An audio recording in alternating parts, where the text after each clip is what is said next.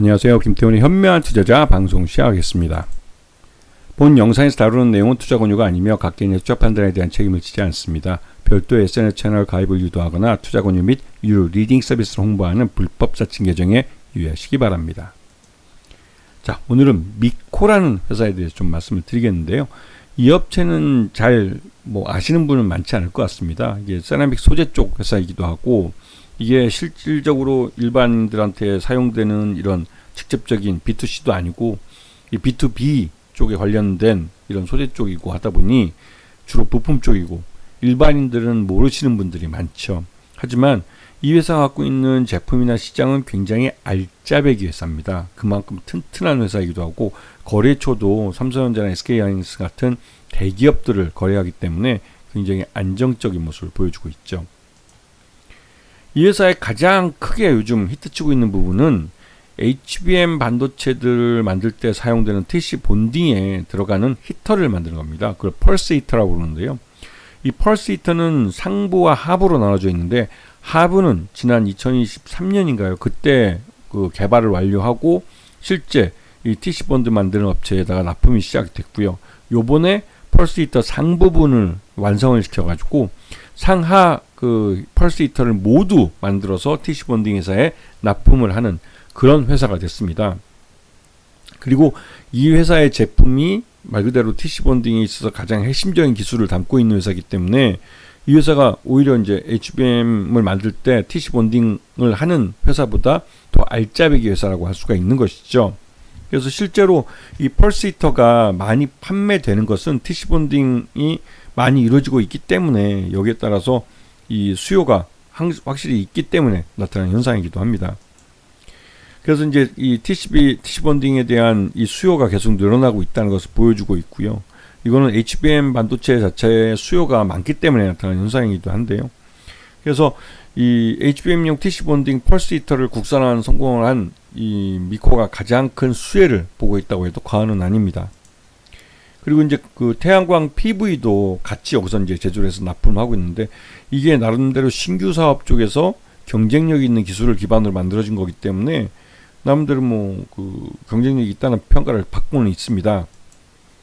그리고 이제 그 미코에서 이제 분할돼서 만들어낸 회사가 이제 미코파워라는 회사인데, 이 회사는 이 고체 산화물 연료 전지를 만드는 회사입니다. 그렇게 해서 이로 만들어진 전류 전지를 통해서 이 탄소 포집도 할 수 있기 때문에 이런 쪽에서 수혜를 받을 수 있는 그런 회사로 알려져 있고요.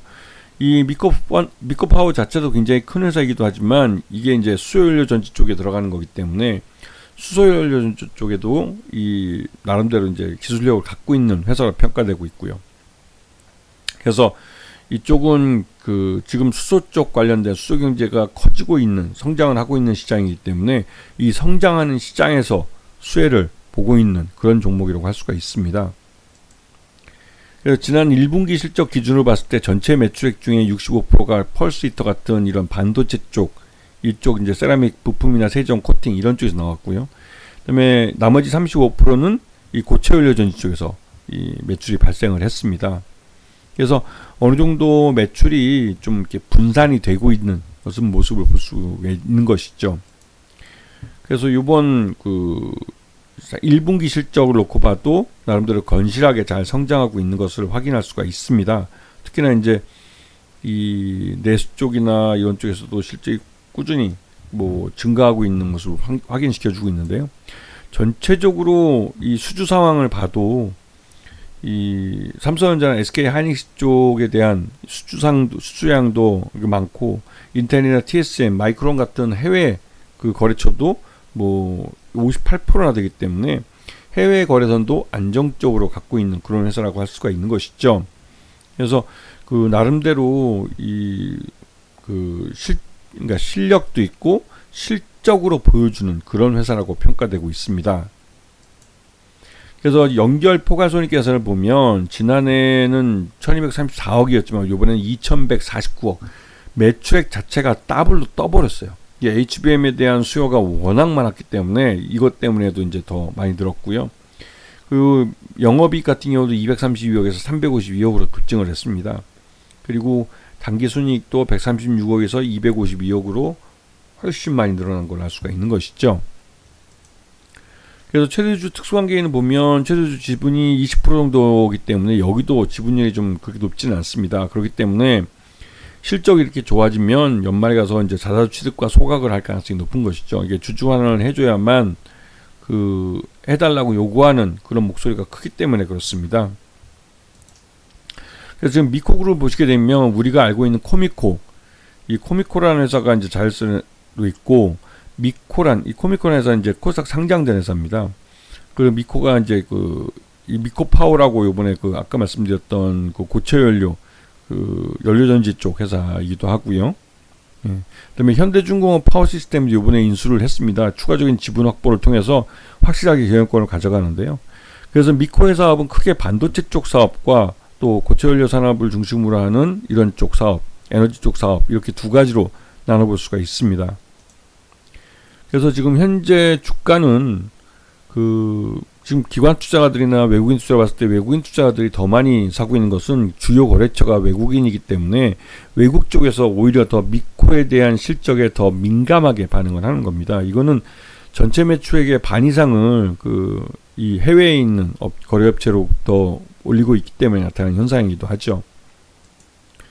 그래서 지금 미코 같은 경우는 지난 1분기 실적 기준으로 적정 주가 23,000원 정도 평가되고 있기 때문에 지금 현재로서는 굉장히 저평가되어 있는 주가입니다. 근데 이렇게 저평가된 주가에서 더 이상 움직이지 못하는 것은 말 그대로 이 미코가 하고 있는 사업 쪽이 이 기존에 안 가봤던 사업 쪽, 즉 새롭게 만들어지면서 신고가를 만들어가는 시장이기 때문에 그렇습니다. 그래서 미코 같은 경우는 지난해에도 지난 5월, 6월, 7월 이때가 주가가 가장 높았을 때이고 올해도 어김없이 그렇게 주가가 또 상승세를 나타내고 있습니다. 그래서 작년과 비슷한 양상을 나타내지 않을까, 네, 그렇게 생각이 되는데요. 전반적으로 HBM 요번에 상부를 완성을 해서 HBM TC 본드에 들어가는 이 펄스 히터를 상하를 모두 만들어낸다는 게 큰 의미가 있고, 그에 따라서 이제 TC본드 기기들이 HBM3부터 올 하반기에 HBM4가 양산에 들어갈 텐데요. 그런 쪽에서 이제 미코의 이 제품의 수요가 더 늘어날 가능성이 큰 것이죠. 그리고 전반적으로 실적이 앞으로 더 좋아지면 좋아졌지 나빠질 가능성이 별로 없는 그런 종목이기 때문에 외국인 투자자들도 믿고 생소한 회사지만 꾸준히 매수하고 있는 모습을 볼 수가 있습니다. 그래서 장기적으로 실적이 반도체 분야에서도 좋아지고 있는 그런 회사이기 때문에 이런 종목들을 관심권에 놓고 보셔야 되는 것이고, 지금 시장에서 미국의 트럼프의 관세가 이런 수출 기업들 발목을 잡는다 할지라도 이 반도체 쪽은 미국도 예외를 두고 있는 부분이기 때문에 트럼프 관세로부터도 한 발자국 비껴져 있는 그런 쪽이고, 철저하게 실적만 놓고 보시면 되는 종목들입니다. 거기다가 미코 같은 경우는 자회사인 미코 파워가 이 고체연료 전지 쪽 사업을 하고 있기 때문에 이런 탄소 포집이나 이런 쪽에서도 또 이 수혜를 볼 수가 있고, 그런 여러 가지 점에서 이 긍정적인 호재성 재료들이 많은 그런 종목이기도 합니다. 그래서 이런 종목을 잘 찾아보시면 충분히 장기적으로 우상향하는 차트를 그리면서 주가를 만들 가능성이 크기 때문에 관심권을 놓고 보셔야 하는 것이죠. 아시겠죠? 자, 오늘 방송 여기서 마치겠습니다. 감사합니다.